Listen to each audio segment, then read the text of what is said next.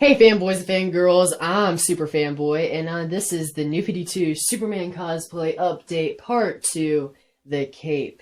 If you haven't seen my previous video, I talked about the emblem and the belts. So if you haven't already seen that video, I recommend going back. I talked about these guys right here. So yeah, that's the last video. And then right now I'm gonna be talking about the cape. It took me about I've been working on this cosplay since July 19th. It took me about 2 weeks to make this cape. Some days I was working over 8 hours straight. So a lot of work and a lot of love was put into this cape. But the turnout was amazing, if I do say so myself. So let's get started. I'm going to talk about everything that I did to make this cape come to life. So first off, I bought this material at Walmart. And yeah, I don't know if they still have it, but it's like a light and it's like a light and soft material, so it flows well in the wind, and you're wearing it and you're walking around and people just won't stop staring at you because it's flowing in the wind. It's exactly what you want for a Superman cape. Yep. So first off, this Superman cape has a point at the bottom. So your Superman, so it has a point at the bottom, and then it has the little, it comes up at the top. So what I did for that was I took it, and imagine this is just a blank sheet of, like red fabric. So this is the first thing I did. I took it, and I cut it to taking my little protractor here is 70 degree, well right here, this way is 40 degrees, and then this way is 70 degrees. So yeah, so 70 and then 40. I have it that way, and then this way is 70 degrees. I got that measurement by taking this little cool DC Collectibles action figure, and this is 70 degrees, or 40 degrees the other way. You get the point. So yeah, that's as legit as it gets, and you know me, I'm all about perfection with my cosplays. So I try and make it as perfect as possible. So for the edges, for the edges, I used heat bond or witch stitch. It comes in a roll. I'm out currently, so that's why it's empty. Should probably throw that away. Anyway, so that's doubled over twice, and then witch stitch. So that's the way I did the sides. And then if I go up here for the cool folds, and then in the cape, first off, you want to for the drape. I'm sorry. For the drape, New 2 Superman has a drape in the cape. So, drape in the cape. I rhymed. So, in order to do that, you have to take it, and the New 2 Superman has, the cape goes up to the top of his boots. So, in order to reenact that, I had to take my boots that I was wearing, or if you don't have boots, estimate where your boots are going to be, and put it up to your legs, and you're like, alright, that's where I want my cape to be, and then you go up, and you're like, okay, this Superman wears the cape at the top of his collarbone, so I took, and I put the cape at the top of my collarbone, exactly where I wanted it. I was like, alright, that's how low I want the drape. Mark it with a pen, or, like a pencil, and then cut your little, cut like a curve into the cape. It doesn't have to be exact because you're going to end up wood stitching it anyways. So, yeah, I did the curve, and then I marked it because I remember I said it's at the top of his collarbone. So you got it exactly where you want, and then put a little pin at the top of your collarbone. And so once you got it, pinned it at the top of your collarbone, and then you fold it over and iron it. Don't witch stitch it; that'd be bad. Iron it. And it will make like a crease in the fabric, so you have it marked exactly where the top of the cape is. So once you got that done, once I got that done, I took it and I did the folds. Now I'll get up over here and I'll show you the folds. The folds, as you see, the folds are optional, but it makes for a really nice drape, so I did the folds anyways. There's 1, 2, 3, of course, 3 folds in the cape. And then you can see how it meets the start at the drape part first, and it goes up, and it has the first fold here, and then the next fold over here. You see, it makes a whole one when you fold it together, and then the next one is a little bit different.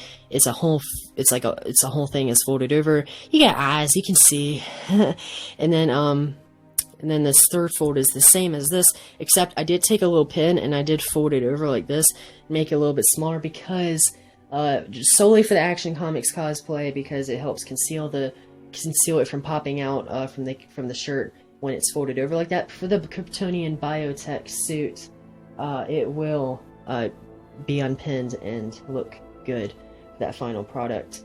Yeah, so well, once you have all your folds and everything. Oh, by the way, these folds are an inch wide. 1 inch, you know, these are an inch wide each fold.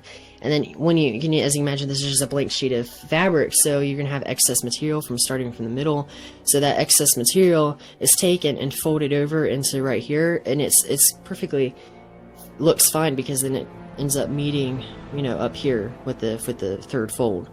So it doesn't really, you know, mess it up or anything. Having it folded in with it like that looks just fine.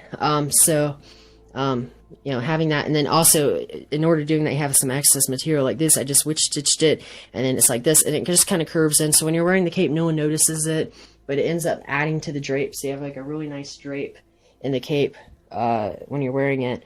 So yeah, that's how I did the folds in the cape. Now for the snaps. If you watched my previous video, of course I showed the Action Comics cosplay, and this has snaps in it. Of course, the biotech suit will have snaps put into it. Yeah, if you don't remember, biotech suit is this Superman, and the Action Comics cosplay is the one with the t-shirt. Yeah, so the snaps, this is from where my thumb is, and then where my my index finger from here to here is 4 layers of cloth. So so you sew this onto the first layer, and then so after this is sewn on to the first layer, and I know it's not folded over in witch stitch, but it's on the bottom, so no one even sees it, so it doesn't really even matter, right?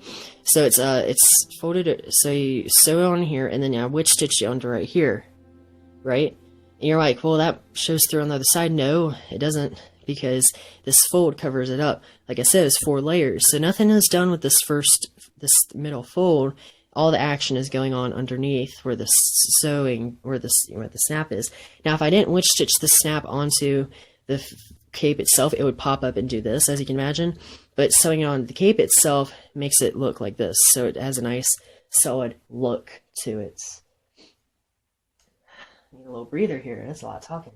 So that's how I did the snaps. And then for the logo itself, if you watched my previous video, which you should have, I explained how I got the logo. I went to Office Depot, and then I took a little small logo that I printed out, and they blew it up from this point. From this point is 10 inches.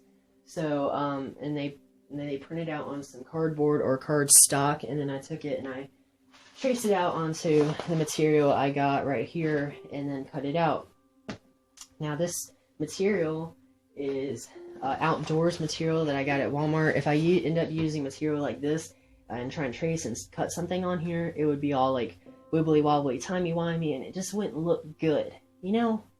So and if you use material like this, from like outdoors material, it's black fabric on the surface, and then it's black material on the surface, and it has plastic backing.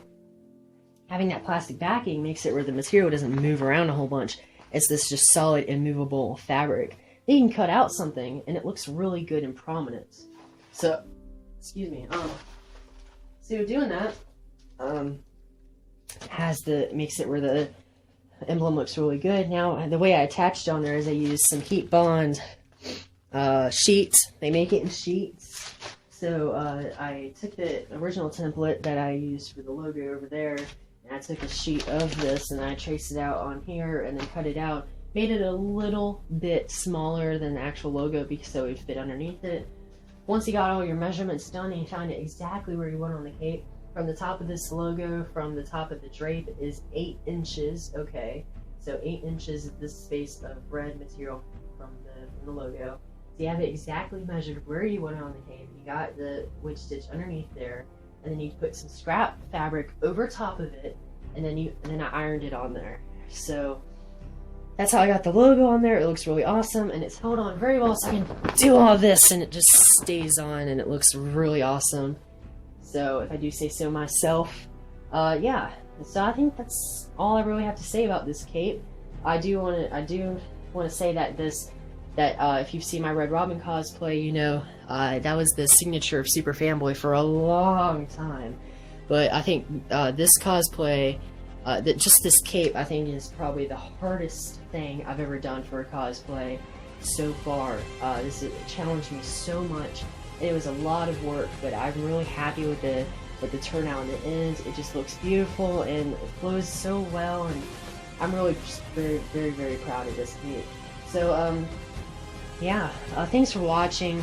If you want to see the full photo gallery of like all the photos I posted over the past couple months of this cosplay, you can find those photos on Facebook, Twitter, Instagram, and Facebook, Instagram, Twitter, and DevinArt. Those are my accounts on social media, so please follow me on those accounts. And I'm also on YouTube, as you already know, because you're watching this video on YouTube, of course. So the full photo gallery of all those photos are on those sites. So yeah, please like and comment on this video. Feel free to ask me any questions. I'll be happy to answer your questions in the comments below.